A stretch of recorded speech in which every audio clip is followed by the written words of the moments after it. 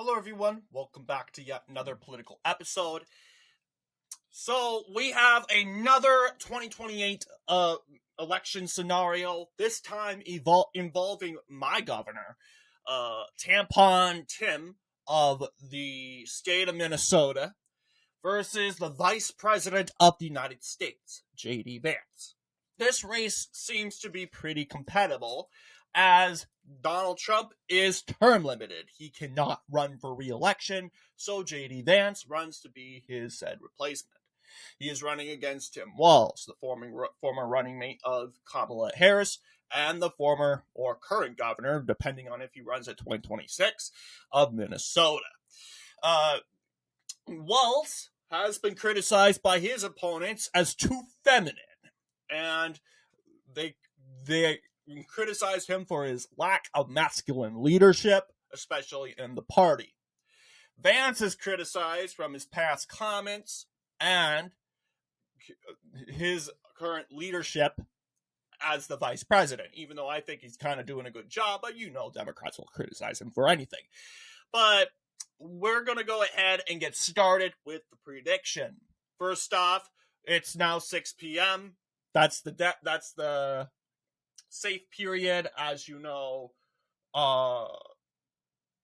That's the hour, the grace hour, where you get that's where Indiana and Kentucky you might have a few votes come in, but it's really 7 o'clock where the first states will close. First polls will close, and that will be giving Tim Walz the state of Vermont and Virginia. That is 16 electoral votes. To J.D. Vance, we will be projecting that the state of Indiana and Kentucky, South Carolina, and Florida will go to J.D. Vance. No surprises so far. The Vance campaign thought they could pick up Virginia, but we are already coming out and projecting that Walz will win that state. Okay? It's now 7:30 p.m. We are ready to make a second projection in two states. Ohio and West Virginia, going for J.D. Vance. J.D. Vance's home state of Ohio will back him solidly. Meanwhile, the state of North Carolina, it's too close to call, along with the state of Georgia. That, too, is also too close to call. On our board, we have 79 electoral votes for the vice president and 16 electoral votes for the governor of Minnesota. Next is our 8 o'clock poll closing times, and we can make the next projection of states. We're going to start off with the state of Maine. It is going to Governor Walz. Walz will prevail in the 1st district. Walz will prevail in New Hampshire, according to our poll sources. Walz will prevail in Massachusetts. He will also prevail in Rhode Island and Connecticut. In New Jersey, Walz will win. In Delaware, Walz will win. Maryland, Walz will win. In Illinois, Walz will win. Those are the Walz states being projected. We can now make a projection for Vance's states. He will win Maine's 2nd congressional district. No real surprise there. Alabama, Tennessee, Mississippi, Missouri, Kansas, Oklahoma, and the mighty state of Texas will go to his camp. You'll see here, Vance is leading pretty strongly right now with 169 electoral votes in camp right now. Oh, yes, we forgot to project the state of Washington, D.C.'s 3 electoral votes will also go to Walz pretty easily. But right now, this is our current result. Vance, 169 electoral votes. Tim Walz, 94 electoral votes. It is 7:30 p.m. We are ready to make the projection in one state, one poll, and it's not surprising. State of Arkansas will go to Vance's camp. No real competition there. Democrats, they're not really sweating at 8:30. No real states. Battleground state that is dropping there yet. Really, you have the state of Pennsylvania, the state of Michigan, North Carolina, and Georgia. They are too close to call. It's now 9 p.m. We are pretty much halfway through the night. We have 269 electoral votes left on this map to color in. And we are ready to make some projections. Let's go ahead and project the Walz states first at this hour. New York will go for Tim Walz. We feel comfortable projecting that to him. He will also win in the state of Minnesota. We do not doubt that those suburbs will come out in favor of Walz, as similar to how Minnesota came out in support of Hubert Humphrey in 1968, and much more for I'm blanking on his name, Walter Mondale, over very popular Ronald Reagan, who also put the state into a toss-up, but you'll see Walz will prevail there for sure. In the state of Colorado, it's going all in for Walz solidly, if we are understanding correctly. And the state of New Mexico, we have projected that state will go to Tim Walz. All right, so we got our current states right now. Let's go and project the Vance states. Vance will prevail in Louisiana, no surprise. Iowa is going solidly Republican. Nebraska, solidly Republican. Oh, I forgot to project that Walz will carry the 2nd district of Nebraska. That is his and will be carried by him. But Vance will prevail in the 1st district and the 3rd district of Nebraska, as well as Nebraska at large. South Dakota and North Dakota, those 3 electoral votes each will go to Vance. And the 3 electoral votes of Wyoming. Vance is leading 202 electoral votes. Now, if tradition continues, never once before has the last candidate, let's just say the last candidate, being Tim Walz in this case, as Vance got over 200. Every election, the first to reach 200 electoral votes always wins the election. So Walz is getting some promising results there. Vance is getting promising results. And the Vance campaign's overall satisfied, but although everything needs to be concentrated by the blue wall, as well as Georgia, North Carolina. Arizona is too close to call at this time. Arizona takes a longer time counting their votes, understandably, so we won't really get a result there in a while. But we have 3 states that are closing their polls, and that's Montana, Utah, and Nevada. Now, the 2 states, Utah and Montana, solid red states, will easily go to J.D. Vance. Thus said, bringing him up to 212 electoral votes. Nevada is too close to call. Now, it's about time we make a projection in our swing states. Are you ready? We will... Actually, hang on. I don't think we can make a projection yet. We were looking at North Carolina and Georgia, but it's too close to call. We are going to go ahead and look at the Pacific, the West Coast. Those states, they are closing. We can make a projection for Tim Walz. California, Oregon, and Washington gives him a 10-point lead over the vice president. However, the vice president will gain 4 electoral votes, leading to a 7-point lead for the governor.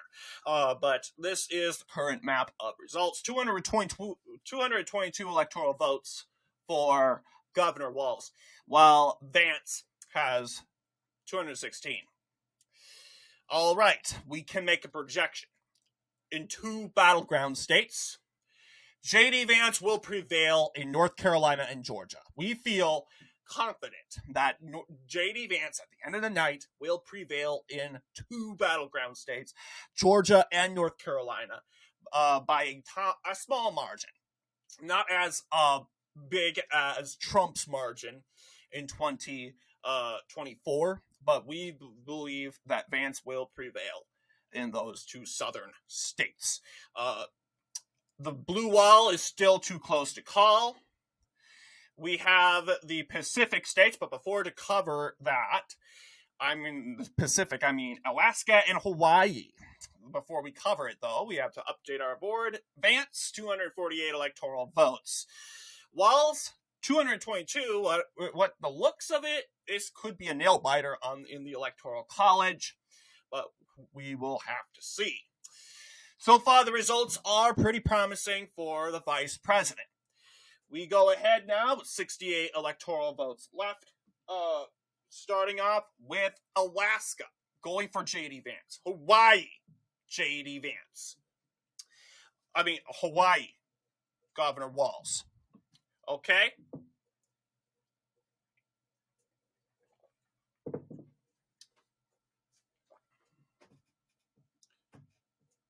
With the results in, we have 251 for Vance. 226 for Governor Walz. We are ready to make a projection in the key battleground state of Pennsylvania. J.D. Vance will win in the Commonwealth. J.D. Vance will win this election with 270 electoral votes. A stunning result. The Walz campaign, they tried their best to grip Pennsylvania. They could not afford to lose Pennsylvania, and they just did. Pennsylvania has gone to J.D. Vance. A stunning result. Vance will win the election, obtaining at least 270 electoral votes. The question if he's going to get over 300 is less likely. It's probably going to continue to be a nail-biter, but we can confirm to you right now that J.D. Vance will win against Tim Walz, becoming the 48th president of the United States. Looking at the next result, we have more news. We can make a projection in the state of Michigan. Tim Walz will win in the state of Michigan. Walz is gaining in Oakland County and in Wayne County, Washtenaw counties, the Detroit Metro. We feel in those gains he will possibly carry the state of Michigan. Looking at the remaining electoral votes left, we have 27 electoral votes. Those coming from 3 states, Wisconsin, Nevada, and Arizona. We can make a projection in the swing state of Wisconsin that Tim Walz will win Wisconsin's 10 electoral votes.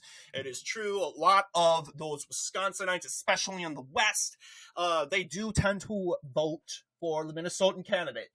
We did notice this, and it's very similar in the results of 1984 and 1968, Western Wisconsin. Now, although Western Wisconsin is pretty red today, but what really Republicans need in order to win in Wisconsin is those Western votes, which do make a difference. And we're seeing these Western votes like Eau Claire County and La Crosse County gaining more blue. And you got some counties like Dunn County, which holds Menominee, and I don't think it's Chippewa County and Buffalo counties. Those counties, they're swinging more left, so we do feel that Walz will prevail in Wisconsin. 251 electoral votes. It's going to take a couple days to get our results from Nevada and Arizona, but we can officially project that J.D. Vance will win those states. Nevada has kind of followed Utah, Arizona more. I would describe them more of Utah and Arizona. Clark County has become more like a Maricopa County. If we are actually looking at this correctly, when according to demographics, it's becoming more like a Maricopa County, which Maricopa County is more lukewarm. It's more moderate. Clark County used to be very blue, but I mean, same atmosphere as Maricopa. You got conservatives, libertarians, gun owners, especially make the states pretty favored for Republicans. But this is the result.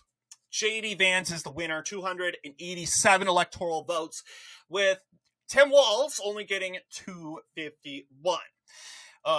So what do you guys think?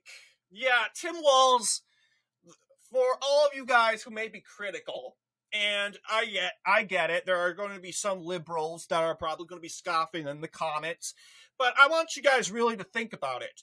Tim Walz is not helping his party right now. He's actually making his party worse. Okay? Tim Walz needs to sit down and take a pill in his governor's mansion in St. Paul. Because when you call half of your state Nazis and fascists, which he actually called not too long ago, on the day where Trump and Zelensky met at the White House, Walz called, there was a leaked phone call of Tim Walz calling half of his state in half the country Nazis and fascists. That doesn't suit well. Period. And then you have Tim Walz getting emotional. He's not acting professional. J.D. Vance, on the other hand, people may not like him. His approval rating's kind of mediocre. We just gotta have to wait till the rest of the year goes. But honestly, J.D. Vance, he has proven himself to go. He's gone to Greenland today. He's gone to help multiple natural disasters. He's been to the airplane crash in Washington, D.C. He's been actually going around the southern border. He's a vice president on his feet. And I have a feeling, as of right now, things can change. The stigma is on Tim Walz because Tim Walz is not acting professional. Okay, he's not acting professional. He is saying stuff that's hurting him politically. He's saying childish stuff like calling people that disagree with him Nazis and fascists and misogynists, which is unrealistic. That's not how you're going to get voters. And he's basically telling the Democrats to keep doubling down on the platform that they ran on in 2024, which was men in women's bathrooms and locker rooms, along with sports and open borders. So, I mean, if you're going to run this guy who is going to run a campaign similar to Kamala Harris, then it doesn't matter how the country views J.D. Vance. The GOP is highly favored over Democrats. I say that's a good sign for the Republican nominee. So anyway, what do you guys think in regards to this video?